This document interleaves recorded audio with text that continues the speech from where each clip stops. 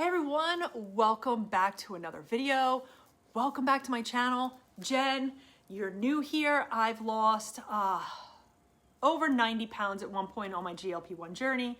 I'm sharing the good, the bad, and the awkwardly funny moments along the way. But today, I want to talk about a topic that I know a lot can relate to. I've talked a little bit about it in the past. That's the 6 most common GLP-1 mistakes that can stall weight loss. And I think the thing with starting, a GLP-1, in my case, I started with Mounjaro, now I'm on compounded Tirzepatide. It can feel like magic at first. And you're like, my cravings are gone. I wish this lasts forever. I'm not raiding my pantry all day. This is the miracle I have been hoping for and waiting for. But then, could be a few months in, maybe a year or two in, and you start noticing maybe the scale isn't moving as, much as you would like, or maybe it's heading in the wrong direction and gained a couple pounds back. I'm right here. It's happening. It's like, did this medication just stop working? Did my body hit that, I'm done, I'm expired button? And I'm telling you right now, you're not broken. I promise you. What's happening is probably 6 of these mistakes have snuck in. So I want to break these down. I've been researching a little bit on this as of late, how to spot it, and I think most importantly, how we can fix it. So let's go ahead. Let's dive right into mistake number 1, and that is thinking the medication does all the work. I will say this constantly. This is the number 1 trap. So many people go into GLP-1s with this mindset of the medication fixes my appetite, so that is all I need to do.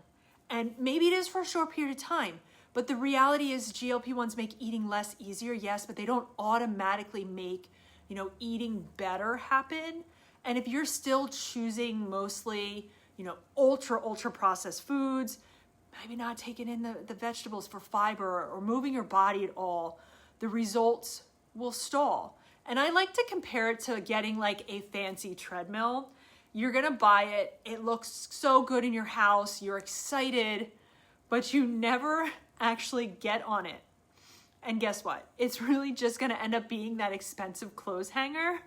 And that's exactly what GLP-1s are if you rely on them alone. So how are ways that we could fix this? And I think if you think of your GLP-1 as your sidekick, I say this all the time, not a superhero, it's my sidekick.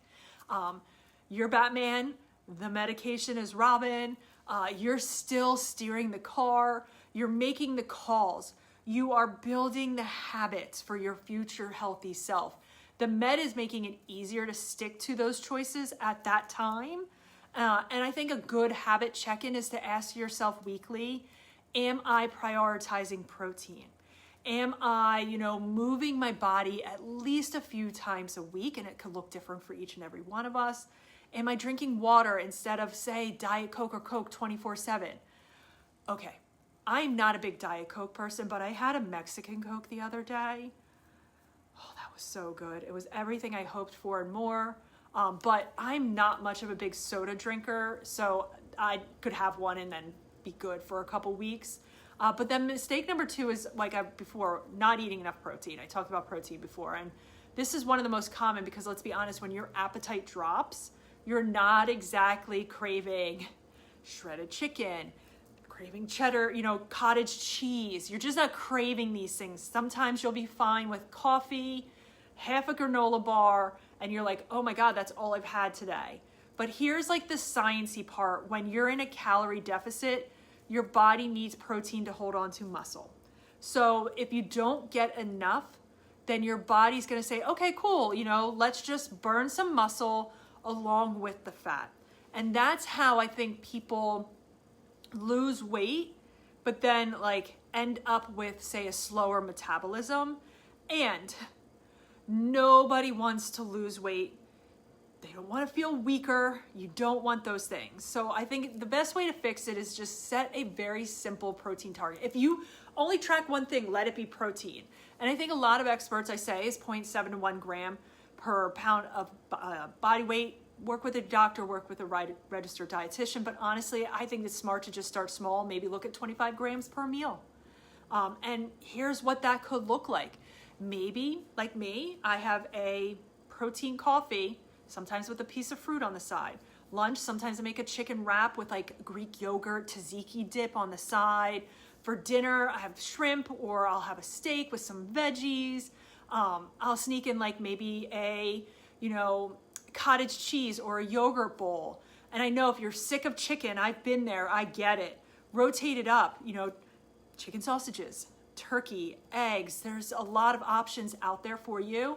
But I think if you are struggling, find a good pre-made protein drink or protein bar to get you through. Don't rely on them. Use them also like an assistant to help you on the days where you can't feel like you can hit your protein goals alone, especially starting out. And then mistake number 3 is just not doing any type of strength training, resistance training. And I think cardio is great. Walking, biking, swimming, elliptical, they are so good for your health.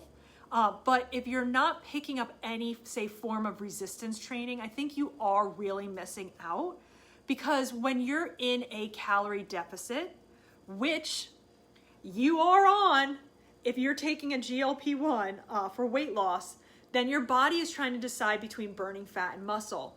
And strength training is kind of like handing your body a big neon sign that says, please keep the muscle, take the fat, leave my muscle alone, or don't take as much of it. And don't get scared off by like strength training. It doesn't mean you have to go deadlift or squat 300 pounds, go grunt like The Rock in the gym. No, it could be as simple as some body weight squats, right? It could be doing push-ups against the wall and then your counter, maybe getting a couple dumbbells and doing a little like at-home workout. And I say like 2-3 days a week, pick like 5 moves you can do. Squats, push-ups, rows, presses, planks. Don't overcomplicate it. Don't worry about grouping things, push, pull, lower, etc. when you're starting. It's all about consistency, not perfection. And I think your future self will thank you when you're stronger, leaner, and your metabolism hasn't slowed down. And I hear so many people say, I wish I started strength training early in my weight loss journey on a GLP-1. It is gonna help you carry all those grocery bags in with one trip. I love farmer's carries. And that has helped me carry so many bags in at one time.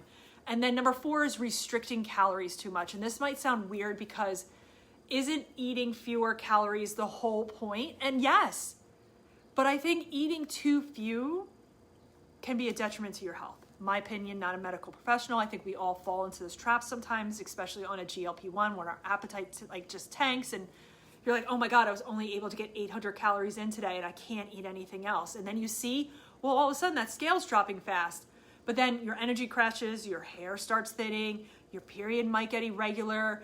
Then all of a sudden your weight slows down and your body's like, hello, I'm actually starving here. And it also can slow your metabolism. So just something to keep in mind. And I think one of the best ways to fix that is try to find like that sweet spot. Work obviously with a professional, but like a safe calorie deficit usually means losing 1 to 2 pounds a week, not 5. And if you're losing too fast, your calories could be too low. And if you have no idea where to start, like just where do I start? Just try tracking for a week. Just track for a week just to be aware of what you're eating. And you might be shocked at how little you're eating. There's times I only track because I want to make sure I'm eating enough. That's usually the opposite of what people usually do. And I just look for like nutrient dense foods like lean proteins, healthy fats, fruits and veggies along the way.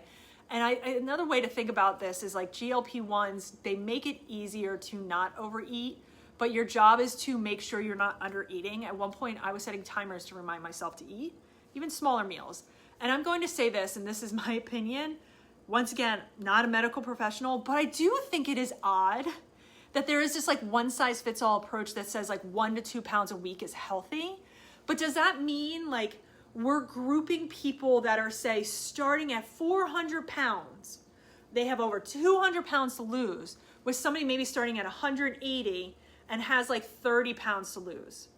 I would think in some ways the person that has more to lose could occasionally see weight loss totals over 2 pounds a week and still be on a healthy weight loss journey. I don't know. I was just thinking of that the other day. All right, we're going to move on from that. But then mistake number 5 is ignoring those non-scale victories.